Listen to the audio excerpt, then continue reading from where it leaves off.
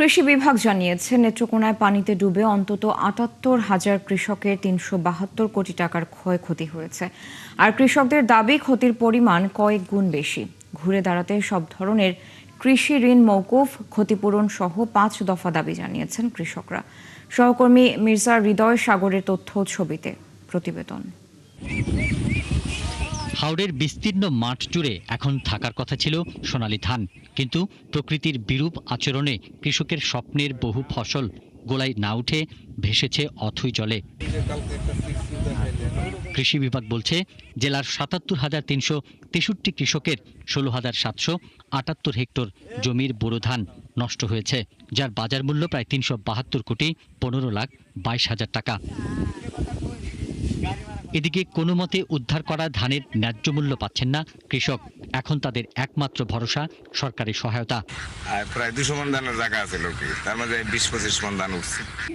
বীজা ধান দেয় না, সারাই হচ্ছে কয় সারাই হচ্ছে তো বীজ আনিতাম না হল্লা তো সেইটাই খালি করে ডাইলে বত্রিশ কোনো কিছু খাই নাই কিংবা আগে উপজেলা থেকে প্রদর্শন আসে নাই। এই অবস্থায় সব ধরনের কৃষি ঋণ মওকুফ সহ ৫ দফা দাবি জানিয়েছে কৃষকরা।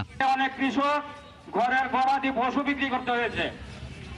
৮০,০০০ ১ লাখ টাকা দামের গরু ৪০-৫০,০০০ টাকা দিয়ে বিক্রি করতে হয়েছিল। এরকম ক্ষতির সম্মুখীন অনেক কৃষক হয়েছে। প্রশাসনের কাছে আজকে আমরা দাবি রাখবো, হাওড় অঞ্চলের কৃষকের যে সমস্ত সরকারি বেসরকারি ঋণ আছে, এই ঋণ মওকুফ করতে হবে।